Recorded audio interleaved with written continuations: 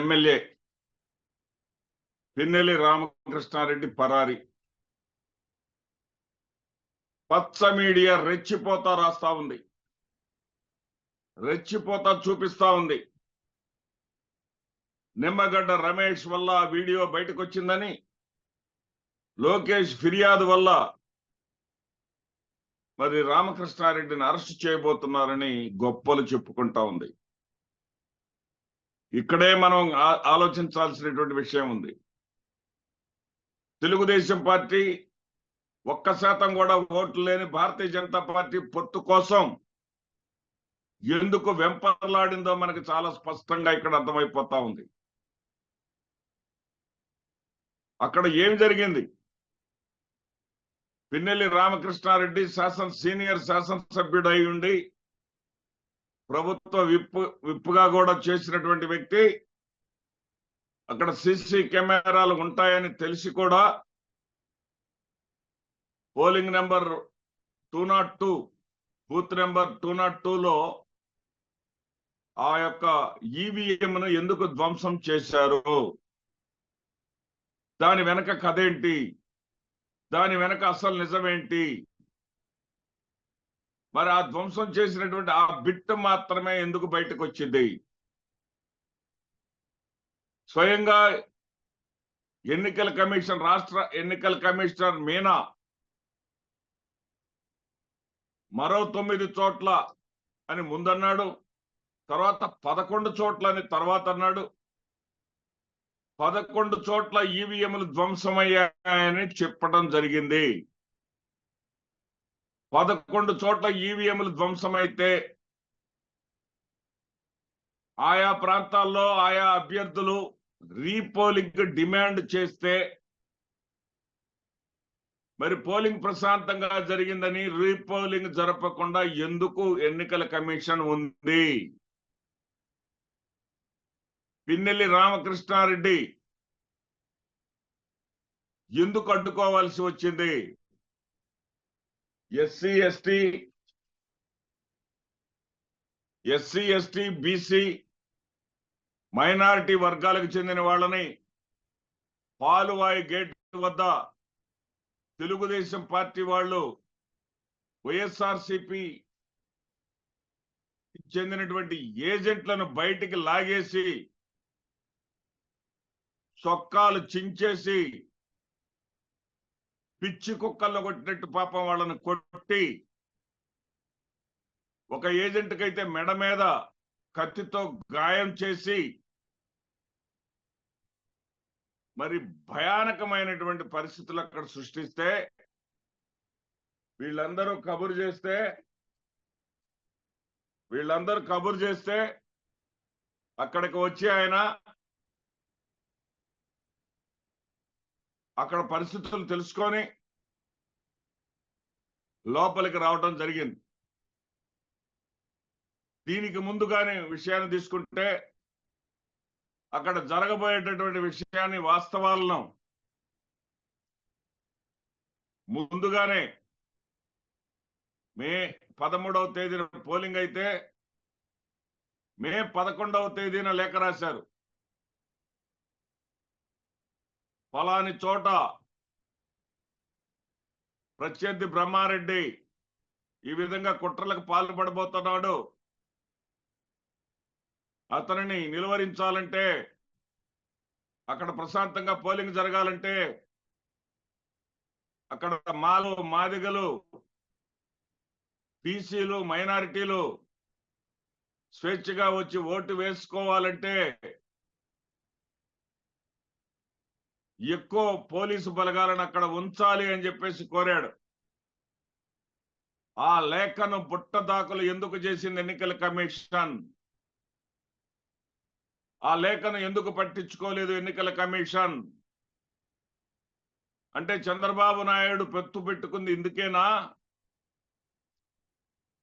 ఎన్నికల రోజు అప్రజాస్వామికంగా పోలింగ్ చేసుకోవటం కోసమే, ఎన్నికలని అపహాస్యం చేయటం కోసమే, దౌర్జన్యంతో రిగ్గింగ్ చేసుకొని గెలవటం కోసమే భారతీయ జనతా పార్టీతో పొత్తు పెట్టుకున్నాడా అందుకే నేను అనేక టీవీ డిబేట్స్ లో కూడా రామజపం చేసేటటువంటి బీజేపీ రాబంధువులతో చేతులు కలిపిందని నేను చెప్పడం జరిగింది. ఎస్, నేను చెప్పిన మాటకి ఇప్పుడు కూడా కట్టుబడి ఉన్నా. మిగిలిన 10 చోట్ల ఎందుకు బయటకు రావు వీడియోలు? 11 చోట్ల ధ్వంసమైనవి అని చెప్పినటువంటి ఎన్నికల కమిషన్ మిగిలిన 10 చోట్ల కూడా బయట పెట్టాలి కదా. మరి ఇక్కడ ఒక్క పిన్నెల్లి రామకృష్ణారెడ్డి అది కూడా 23 గంటల 53 నిమిషాల 30 సెకండ్ల పాటు అక్కడ వెబ్ కాస్టింగ్ జరిగింది. అంటే పోలింగ్ మొత్తం చిత్రీకరించడం జరిగింది. దానిలో ఓ 2 నిమిషాల పార్టీని పిన్నెల్ల వచ్చింది మొదలు వెళ్లేంత వరకు ఒక 2 నిమిషాలు మాత్రమే సెల్ ఫోన్ లో పిక్చరైజ్ చేసేటటువంటి స్వేచ్ఛ ఎన్నికల కమిషన్ ఎవరికి ఇచ్చింది, ఎందుకు ఇచ్చింది? ఆ వీడియోని టీడీపీ వాళ్లకు ఎందుకు పంపింది? టీడీపీ కార్యాలయానికి ఎందుకు పంపింది? అంటే ఎన్నికల కమిషన్ టీడీపీని గెలిపించడం కోసమే ఈ ఆంధ్రప్రదేశ్ రాష్ట్రంలో పనిచేసిందా? మరి అలా అయితే రేపు జూన్ 4న ఎన్నికల కౌంటింగ్ సజావుగా సాగుతుందా? ఏదైతే స్వేచ్ఛగా ఎన్నికలు జరగటం కోసం రాజకీయ పార్టీలకు చెందినటువంటి ముఖ్యమైనటువంటి నాయకుల యొక్క విగ్రహాలకే ముసుగులు తొడుగుతారే, అలాంటిది ఒక ప్రధాన రాజకీయ పార్టీకి, అధికార పార్టీకి చెందినటువంటి ఏజెంట్లే లేకుండా వాళ్ళని గొడ్డలోడగొట్టి కొట్టి తరిమివేసి బయటపడేసి లోపల రిగ్గింగ్ చేసుకుంటా ఉంటే ఇది ఎంతటి అన్యాయం? నోరు లేని మాట్లాడలేని విగ్రహానికేమో ముసుగులేస్తారు, మరి మాట్లాడగలిగి అడ్డుకోగలిగేటటువంటి ఏజెంట్లనేమో బయటకు తరిమేస్తారు. ఇది ఎక్కడి ప్రజాస్వామ్యం? అంటే ఎన్నికల కమిషన్ ఉన్న ప్రభుత్వాన్ని మార్చి భారతీయ జనతా పార్టీ పొత్తు పెట్టుకుంది కాబట్టి, ఎన్డీఏలో తెలుగుదేశం పార్టీ కలిసింది కాబట్టి, ఎన్డీఏ భాగస్వామిగా తెలుగుదేశం పార్టీ ఉంది కాబట్టి తెలుగుదేశం పార్టీని గెలిపించడం కోసమే ఎన్నికల్లో పనిచేసిందా? ఇక ఇలా అయితే రేపు జూన్ 4న కౌంటింగ్ మాత్రం ఎందుకు సజావుగా సాగుతుంది? ఎలా సాగుతుంది? 1370 దాడుల కేసులు ఉన్నాయని చెప్పిన ఎన్నికల కమిషన్ కేవలం 120 మందినే అరెస్ట్ ఎందుకు చేసింది? మిగిలిన 1250 మంది ఏమైపోయారు? 1250 మందిని ఎన్నికల కమిషన్ సహాయ సహకారాలతో ఏదైతే ఎన్నికలకు ముందు అనంతపురం, పల్నాడు, తిరుపతి జిల్లాల్లో ఎక్కడైతే ఎస్పీలను అధికారులు 39 మందిని మార్చారో, మార్చిన చోటే దాడులు ఎందుకు జరిగాయి? కొందరు చెప్తారు, ధర్మసూక్తులు చెప్తారు, పిన్నెల్లి రామకృష్ణారెడ్డి గారు లేఖ రాయొచ్చు కదా అని. ఎన్ని లేఖలు రాస్తారండి? 11వ తేదీన లేఖ రాశాడు, పట్టించుకున్న పాపాన పోలేదు. సాక్షాత్తు ఎంపీ క్యాండిడేట్ అయినటువంటి అనిల్ కుమార్ యాదవ్ 25 సార్లు అతని కాల్ డేటాని మీడియాకు చూపించడం జరిగింది. 25 సార్లు ఎస్పీకి, మరి జిల్లా కలెక్టర్కి ఫోన్లు చేస్తే స్పందన లేదు. అధికార పార్టీ మంత్రులు ఫోన్ చేసినా ఎత్తరు, ఎంపీ క్యాండిడేట్స్ ఫోన్ చేసినా ఎత్తరు, ఎమ్మెల్యేలు ఫోన్ చేసినా ఎత్తరు. తెలుగుదేశం పార్టీ సామాన్య కార్యకర్త ఫోన్ చేసినా కానీ స్పందిస్తారు, వెంటనే అక్కడ ఏర్పాట్లు చేస్తారు. ఏమిటి దారుణం? ఇది ప్రజాస్వామ్యమేనా? ఇది ప్రజాస్వామ్యయుతంగా ఎన్నికలు దీనికి పిన్నెల్లి పరారి అని పేరు పెడతారా?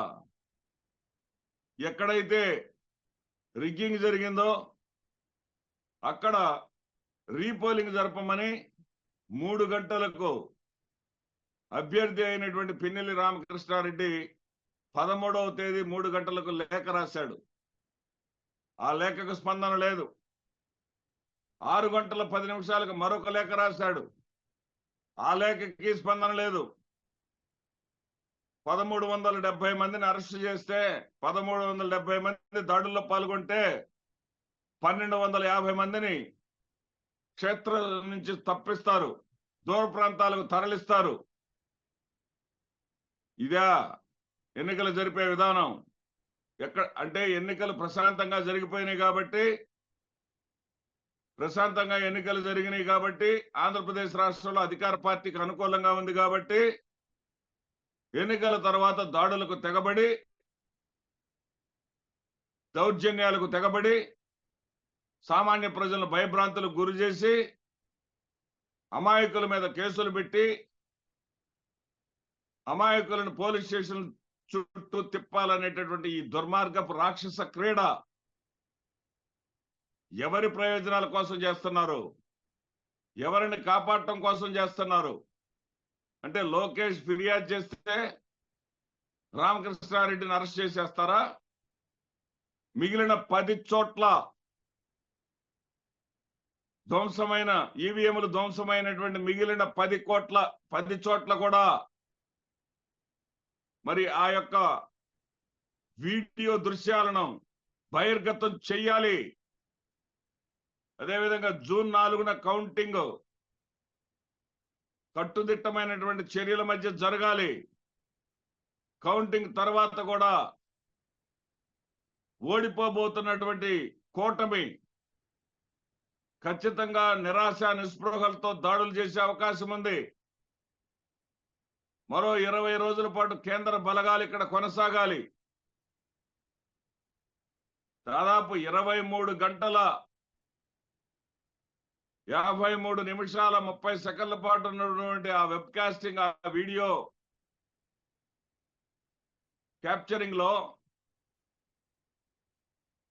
తెలుగుదేశం పార్టీ నాయకులు వైఎస్ఆర్సీపీకి చెందినటువంటి ఏజెంట్లను తరిమేసి బయటకు నెట్టింది కూడా ఉంటుంది కదా. దానిని ఎందుకు బయట పెట్టరు? దాన్ని ఎందుకు బయటకు తీయరు? అంటే ఏకపక్షంగా ఏదైతే పొత్తు పెట్టుకున్నాడో చంద్రబాబు నాయుడు, పొత్తు పెట్టుకున్నాడు కాబట్టి ప్రజాస్వామ్యాన్ని కాలరాచి, ప్రజాస్వామ్యానికి వలిచి, ప్రజాస్వామ్యాన్ని ఖననం చేసి ఇక్కడ ఆంధ్రప్రదేశ్ రాష్ట్రంలో విజయం సాధించాలి అనుకుంటే మీ పప్పులు ఉడికేటటువంటి ప్రశ్నే లేదు. ఆంధ్రప్రదేశ్ ప్రజలు చాలా విజ్ఞులు. తెల్లవారుజాము నుంచి మీ యొక్క కుట్రలు, మీ యొక్క దురుద్దేశాలు ముందుగానే పసిగట్టినటువంటి ప్రజలు బ్రహ్మాండంగా ఓటు వేశారు. వైఎస్ఆర్సీపీ అఖండ విజయం సాధించబోతా ఉంది. సరే, ఆ విషయం మనం చెప్పకూడదు. ఎవరు విజయం సాధిస్తారు మ్యాండేట్ తర్వాత, 2004 ఎన్నికల తర్వాత, జూన్ 4వ తేదీ తర్వాత స్పష్టం అవుతుంది. అది ప్రజా నిర్ణయం కాబట్టి. కానీ ప్రజాస్వామ్యయుతంగా ఎన్నికలు జరపడం కోసం వచ్చినటువంటి ఎన్నికల కమిషన్ తన విధులను ఎందుకు నిర్వర్తించలేదు? తెలుగుదేశం పార్టీ మీడియాకి పిన్నెల్లి రామకృష్ణారెడ్డి ధ్వంసం చేసినటువంటి ఈవీఎం ధ్వంసం చేసినటువంటి సన్నివేశాన్ని పంపించినటువంటి వీడియోలో అది వేరే సెల్ ఫోన్ తో తీసినట్టుగా బ్యాటరీ ఛార్జింగ్ 65% అని అక్కడ కనపడతా ఉంది. అదేవిధంగా సిగ్నల్ కనపడతా ఉంది. ఆ 2 నిమిషాలకు రెడ్ లైన్ ఒకటి మార్క్ కనపడతా ఉంది. అంటే ఎన్నికల కమిషన్ వాళ్ళు ఆ యొక్క ఫుటేజ్ని ఇస్తే వీళ్ళు వేరే సెల్లోకి పిక్చరైజ్ చేసుకున్నది స్పష్టంగా కనపడతా ఉంది. అంటే ఎన్నికల కమిషన్ వాళ్ళు తెలుగుదేశం పార్టీతో కొల్యుడైన వాస్తవం స్పష్టంగా కనపడతా ఉంది. ఇలాంటి ఎన్నికల కమిషన్ రేపు ఎన్నికలను కూడా సజావుగా జరగనియ్యదు. కౌంటింగ్ ను కూడా సజావుగా జరగనీయదు. వైఎస్ఆర్సీపీ కార్యకర్తలు, నాయకులు, శ్రేణులందరూ కూడా అలర్ట్ గా ఉండాలి. లేకపోతే వీళ్ళు ఏదైనా చేయడానికి సిద్ధమవుతారు. ఎన్నికల్లో బీభత్సం సృష్టించినటువంటి వాళ్ళు, ఎన్నికల తర్వాత తమకు అనుకూలంగా జరగనటువంటి ప్రాంతాలలో దాడులు చేసినటువంటి వాళ్ళు, ఎన్నికల కౌంటింగ్ లో ఒకవేళ పోటాపోటీగా ఉండి నువ్వా నేనా అన్నట్టుగా గాని ఓటింగ్ శాతం గాని జరిగి ఉంటే ఫలితాలను తారుమారు చేయటానికి కూడా వీళ్ళు వెనకాడరు. తస్మాత్ జాగ్రత్త. వైఎస్ఆర్సీపీ శ్రేణులందరూ, వైఎస్ఆర్సీపీ నాయకులందరూ, వైఎస్ఆర్సీపీ అధిష్టానం వాళ్ళు దీని మీద సీరియస్ గా దృష్టి సారించాల్సినటువంటి అవసరం ఉంది. అదేవిధంగా పిన్నెల్లి ఎప్పటికీ హీరోనే. పిన్నెల్లి అక్కడ ధ్వంసం చేసినందుకు హీరో కాదు. తన కార్యకర్తలకి గాయాలు పాలయ్యారనగానే అక్కడ ప్రత్యక్షమైనందుకు అతను హీరో. అతను ఎప్పటికీ మాచర్ల హీరోనే. అతనిని ఓడించడం వాళ్ళ సాధ్యం కాదు. రేపు ఎన్నికల ఫలితాల్లో స్పష్టంగా అతను గెలవబోతున్నాడు అనేటటువంటిది అక్కడ స్థానికులు నాకు ఇచ్చినటువంటి సమాచారం. నమస్తే.